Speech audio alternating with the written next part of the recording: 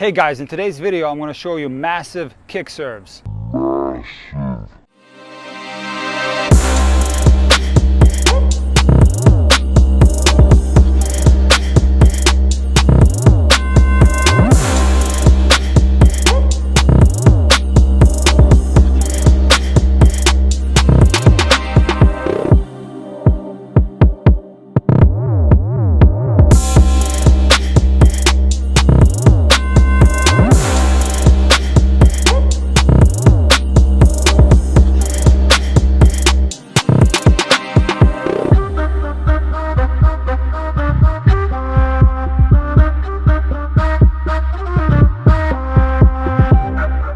Now, to prove how massive my kick serves are, I set up a radar to measure the speed of my massive kick serve.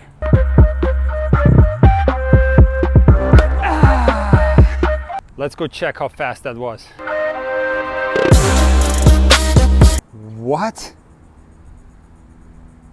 Dude, how embarrassing are you?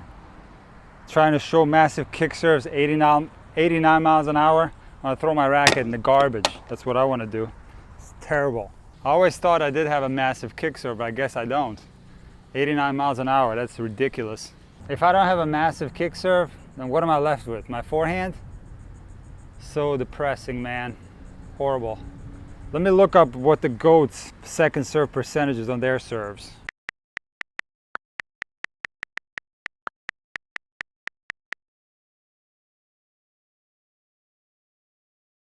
Wait a second. Nadal, Djokovic, and Federer are all serving around 96 miles an hour. Nadal is 96.4 mph, Djokovic is 96.1, and Federer is 95.9. And Nick, do you know what this data means? This is the average second serve speed. They're not only hitting kick serves, they're sometimes hitting slice serves, which is going to be much faster. They'll sometimes hit two first serves. So the actual average kick serve speed is probably in the 80s. So if the GOATs don't have a massive kick serve, you're fine.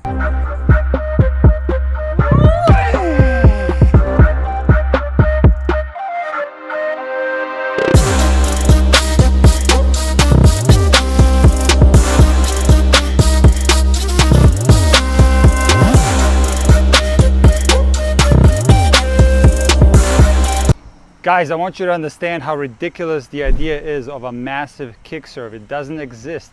I showed you the stats. The GOATs, Federer, Nadal, Djokovic are all serving their average second serve speed in the mid-90s. What that means is their actual kick serve average is most likely somewhere in the high 80s. So if you're a recreational player and you have this idea in your head that you're going to develop a massive kick serve, this is the most ridiculous idea that you can have. And here's the reality at the recreational level.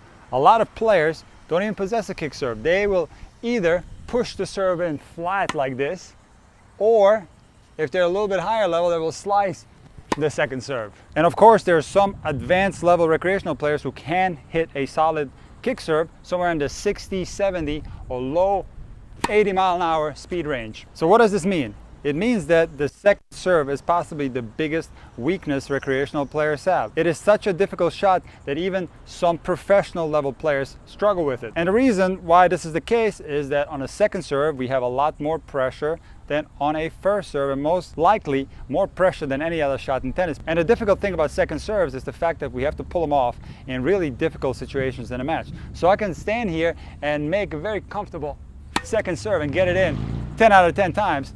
But this does not necessarily mean that I'm going to be able to pull it off in a match. When we're in a match, there's a lot of emotions going through our mind, and we are naturally going to get tight at certain score lines, and that affects our second serve. So having a massive kick serve, or let's say massive second serve, is something that is non-existent at the pro level. Right now, the fastest second serve on tour is Berrettini. He averages over 100 miles an hour on his second serve. Again, this doesn't mean that he averages over 100 miles an hour on his kick serves. He probably slices a bunch of them, but he is a big guy, and let's say he can hit a very big kick serve, but there's only a handful of people who can do that at the elite level. What that means is that having a massive or a huge kick serve is something that is almost non-existent and impossible to pull off. And I'm talking about the elite level. So how in the world are recreational players supposed to pull off a massive kick serve? This is an absolutely ridiculous concept. If you are a recreational player, here is what needs to happen. You need to learn a kick serve. I have a lot of tutorials on the kick serve, and if you're more interested, I'm going to leave the links in the description. You can check those videos out. But the reason why a kick serve is the best serve for a second serve is because fundamentally the way we strike the ball on a kick serve reduces the speed. And here's the reason why a kick serve has a lot less speed than, let's say, a flat serve or a slice serve. First of all, the way we are swinging shortly after contact is in a diagonal way. So we're not going through the ball, we're not going around the ball this way. We have our racket pointed slightly towards the side, and the racket is going up and across in a diagonal way, most commonly towards the net post.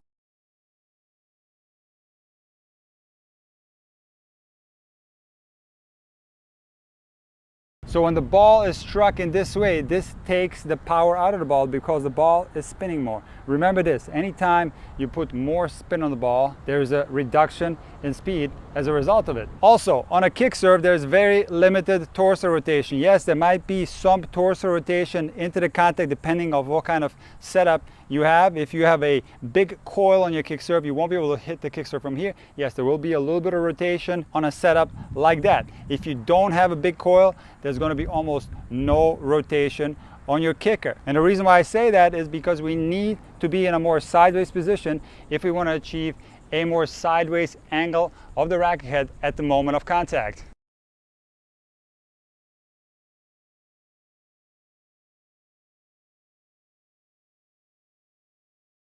And without this angle of the racket head at contact, we have no chance of creating kick, and we're going to be left with a slice serve. So what that means, when we're getting rid of our entire power source that we have on a flat serve, for example, where we are rotating into the contact, we don't do that on a kicker. We don't rotate as much. Obviously, with this power element missing, there's going to be a lot less speed on the kick serve. So for those two reasons, the fact that we are striking the ball in a more diagonal way and making the ball spin a lot more, and also we're eliminating a huge power source, which is the horizontal rotation on the serve, these two facts make the kick serve a lot weaker than any other serve we have. And guys, this is a good thing, because what are we using the kick serve for? It is used for a second serve. Now, because there's less power naturally on the kick serve, we can hit it a lot faster. Here's one common characteristics at the recreational level, and that is that players are very careful on their second serve. If you happen to have a slice second serve,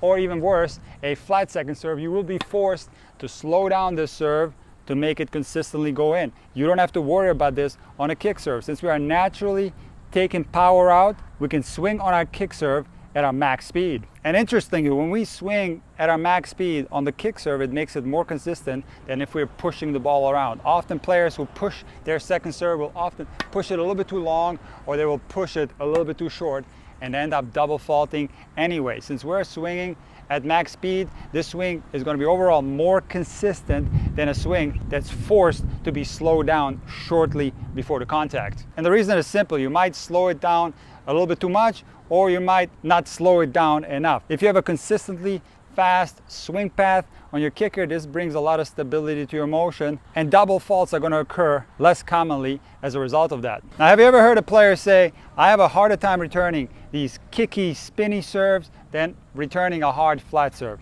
Now, the reason for this is very simple. When we serve the ball flat and the ball is sitting right in the strike zone of our opponent, those balls are easier to handle than, for example, a kick serve that's dancing around and changing directions shortly after the bounce. So therefore, a kick serve that's struck relatively slowly, let's say at 70, 75, or even 80 miles an hour, is sufficient speed even at the elite level. I saw Djokovic at the Cincinnati tournament a few years back. He was serving in a high 70s. Now, this is not his normal kick serve speed. I would guess it somewhere in the mid 80s. But in this particular match, he probably wanted to put a little bit more safety on it, and he won this tournament anyway, despite serving in the mid 70s. So that goes to show you the primary objective of a kick serve is consistency. A fundamentally sound kick serve is difficult to return in its nature for the simple reason that it's very lively. If I strike this kick serve, and this one I hit pretty slowly, probably somewhere in the high 60s, that ball is still lively enough that the opponent is most likely not going to go for a return winner. If they go for a return winner, they're going to make a lot of mistakes as a result of the liveliness of the ball. So for that reason, a lot of players won't even go for the winner because they know, maybe even at the subconscious level, that hitting those type of serves hard will result in a lot of mistakes, and they stay away from hitting those type of kick serves hard. They just get them back into play. Another important characteristic of the kick serve is that it's going to clear the net higher than any other serve in tennis. That is due to the reason that we make contact with the angle of the racket face being slightly towards the side, and then when we go up and then diagonally across the ball, we stay on the ball a little bit longer compared to a flat serve or a slice serve. So if you're a beginner player or intermediate, you shouldn't worry about the kick serve yet. It is the hardest serve to master. You should first learn the flat serve, then the slice, then the kick. If you want to know in more detail how to structure your serve training for that beginner to intermediate level, check out my video on that subject. So for anyone who's at the advanced recreational level, a kick serve is something that you absolutely must add to your serve repertoire. This is the only way you're going to be able to swing freely on your second serve, to swing with max acceleration. And don't try to take any shortcuts. This is not going to be something that you're going to get done in a day, a week. This might take months or years. And the only way it's going to be accessible to you in a match situation is if you get the reps in as much as you possibly can.